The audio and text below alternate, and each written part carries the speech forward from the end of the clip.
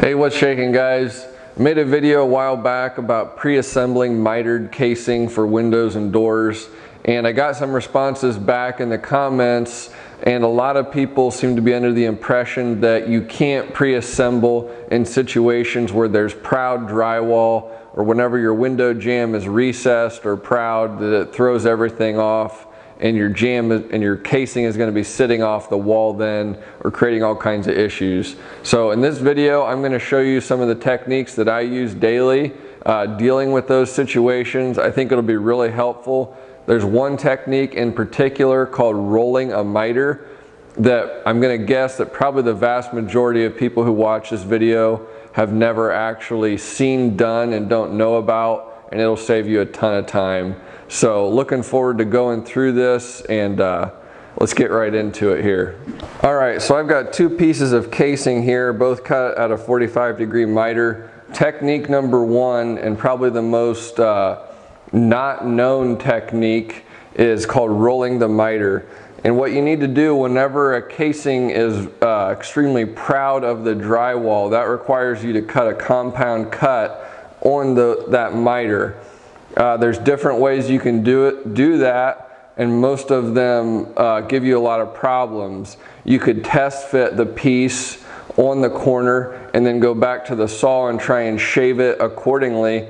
Well, a lot of times that will result in your piece that you cut being too short then, and you're trying to fit each piece long, and it's a very, very inefficient process. So I'm going to show you this technique called rolling a mitre.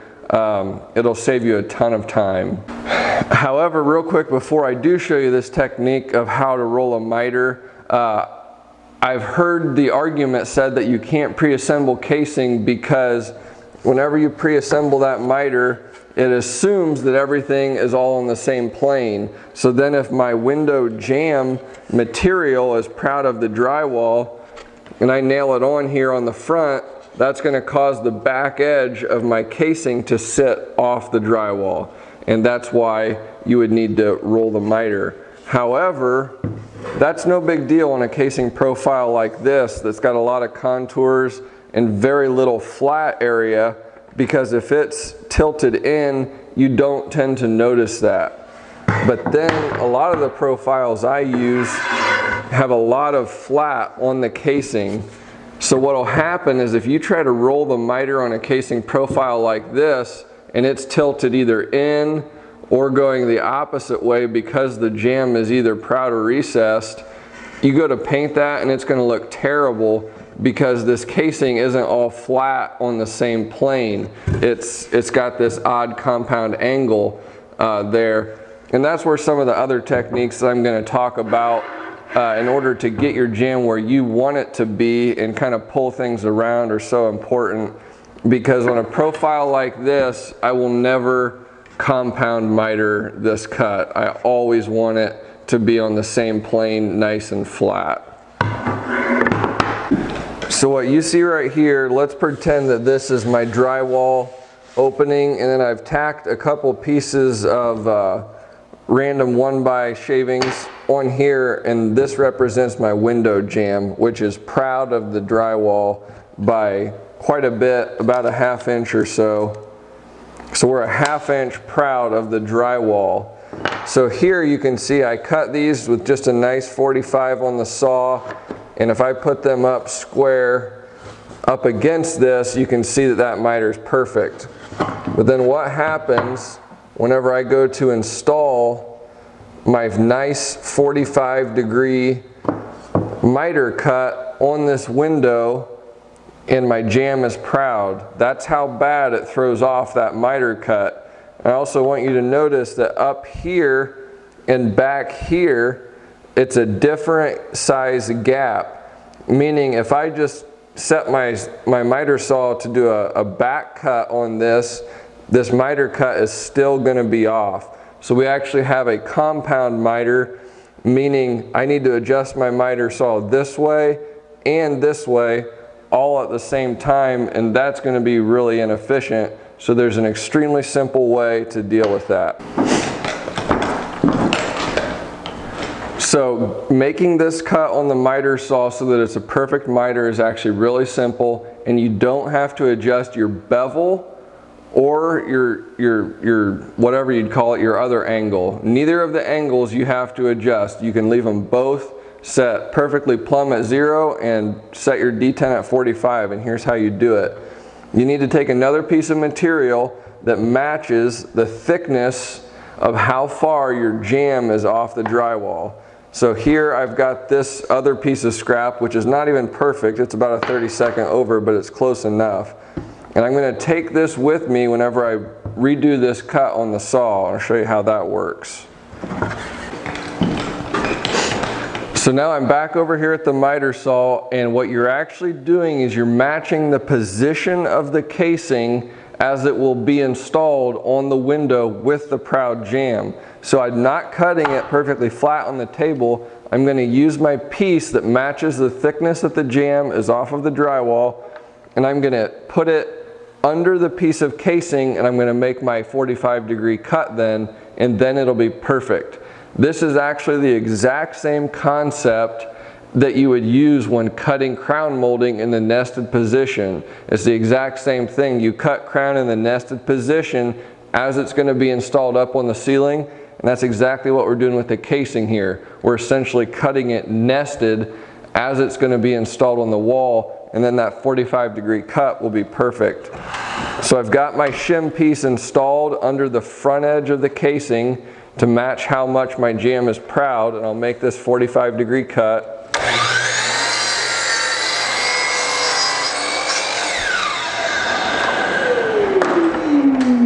I'll make the 45-degree cut on the other side also.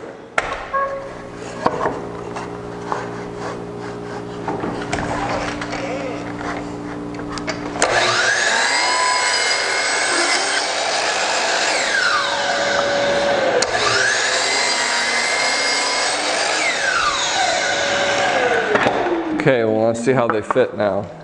Okay, so back at our proud window jamb, I just cut these, and now let's see how they fit whenever we put them on the jamb.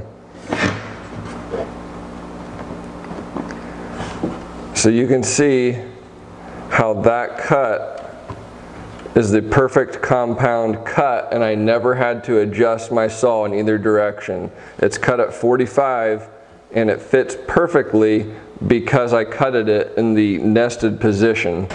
Now again, just to go back, let's put this cut in here square again. And I don't know if the camera will pick this up, but it's all gappy across the front, and you can see the gap back here. That cut would no longer work if it was flat. And you could see a standard cut.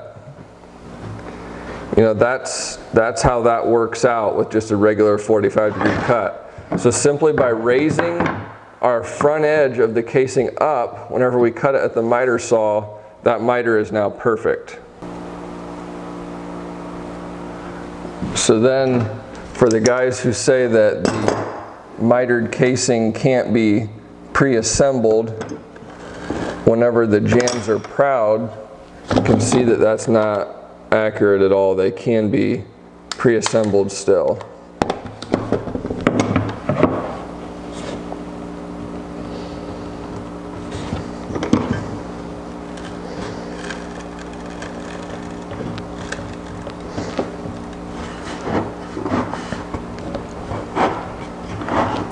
So that's a very tight joint cut at a compound angle.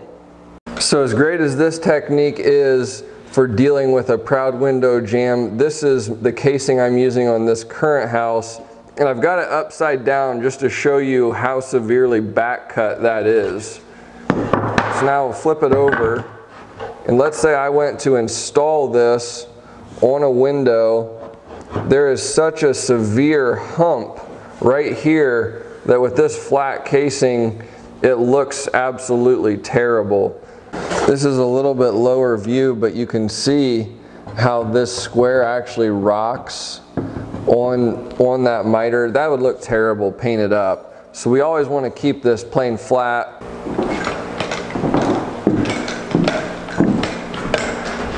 So with a casing profile like this, rolling the miter is not a good option. And that's where we'll go with the next techniques. I'm going to show you just some of the things that I do fairly often to help correct those issues with drywall and placement. Probably the number one thing though, the old saying applies where an ounce of prevention is worth a pound of cure, meaning it's a whole lot easier to just do it right from the beginning. I'm very thankful the framing crew that I follow with my main builder actually does a really good job of getting the doors and windows where they're supposed to be, and I don't have any major issues to deal with very often. And that's actually, even as a subcontractor, that's a pull to keep you with a builder whenever you're following other sub trades who do a good job before you and actually make the job easier. So I'm actually a little bit spoiled in that regard. I went around this house that I'm working on currently and I couldn't even find any really horrible drywall situations as far as jambs being recessed or proud.